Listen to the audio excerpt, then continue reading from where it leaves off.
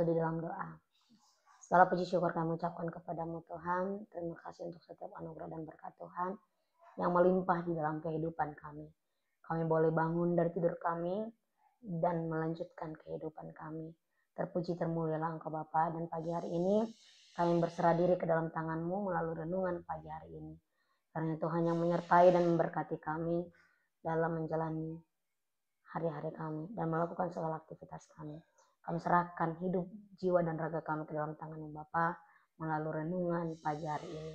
Berfirmanlah Tuhan, karena kami sudah siap untuk mendengarkannya. Amin.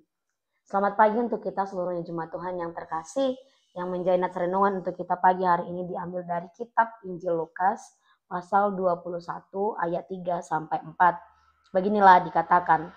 Lalu ia berkata, aku berkata kepadamu, sesungguhnya janda miskin ini memberi lebih banyak daripada semua orang itu.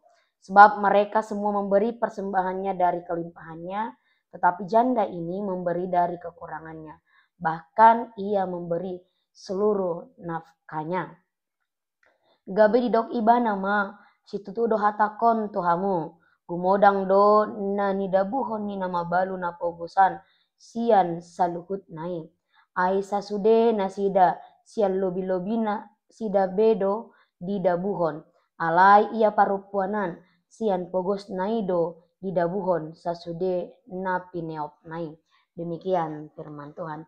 Bapak Ibu Saudari yang terkasih di dalam nama Tuhan Yesus Kristus, di dalam kehidupan ketika kita memberikan dari keterbatasan, acap kali kita sering merasa khawatir. Bahkan kadangkala kita yang sudah berlebih sekalipun dalam memberi adalah sesuatu hal yang sangat sulit untuk kita lakukan. Sekalipun kita mengerti bahwa apa yang kita miliki itu sumber dan asal muasalnya adalah dari Allah. Berkat Allah yang dititipkan kepada kita, yang dipercayakan kepada kita untuk kita kelola. Namun kadangkala ketika hal itu kita terima, ketika berkat itu melimpah kita terima, kita sering lupa dalam hal memberi. Dan itulah yang diingatkan oleh nats firman Allah di pagi hari ini, yang mengingatkan kita bagaimana kitab Injil Lukas memakai perbandingan antara seorang janda yang miskin, persembahan janda miskin, dengan orang kaya. Dalam hal ini Yesus sendiri mengatakan bahwa persembahan janda miskin ini jauh lebih banyak dari orang lain. Mengapa? Karena dia memberikan dari kekurangannya. Nyatanya di hadapan Allah sendiri, ketika kita memberi dari keterbatasan kita, jauh lebih mulia. Tentu hal itu sangat berbanding dengan ketika kita memberi dari kelimpahan kita, ketika kita memberi dari kelebihan kita. Dan ketika kita telah memiliki, lalu kita memberi, tentu tidak ada pergumulan, tentu tidak ada kesusahan ketika kita mau. Namun nyatanya ketika kita sudah memiliki kemakmuran sekalipun, ketika kita sudah memiliki kekayaan yang berlebih sekalipun, ketika kita memiliki berkat yang melimpah jauh lebih banyak dari orang lain sekalipun, ternyata sulit untuk kita persembahkan kepada Tuhan. Itu mengapa persembahan janda miskin dalam nats ini dikatakan jauh lebih mulia, karena dia memberikan apa yang benar-benar ada padanya. Memberikan kepada Allah dengan segenap hatinya, memberikan kepada Allah dengan semua yang dia miliki. Dia memberikan apa yang memang hanya yang ada pada dirinya, bahkan seluruh nafkahnya. Bapak Ibu Saudari yang terkasih di dalam nama Tuhan Yesus Kristus, apa yang mau kita petik dari hal ini? Pelajaran yang bisa kita petik, yang pertama, janda miskin itu tidak pernah memiliki rasa khawatir ketika dia memberi kepada Allah. Dia tidak pernah memikirkan besok saya akan makan apa, nanti saya harus menggunakan apa.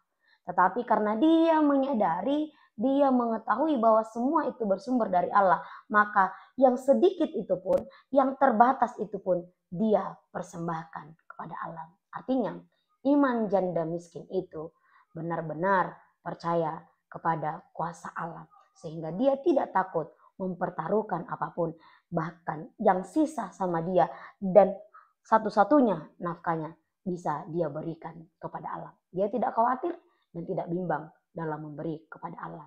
Yang kedua yang mau kita lihat dari nats ini ialah memberilah dengan totalitas tanpa dari kelebihan kita. Tapi bagaimana kita dalam keterbatasan juga bisa memberikan. Jika janda miskin itu bisa memberikan dari keterbatasannya, maka kita yang memiliki berkat yang berlebih seharusnya kita bisa lebih dari janda miskin itu.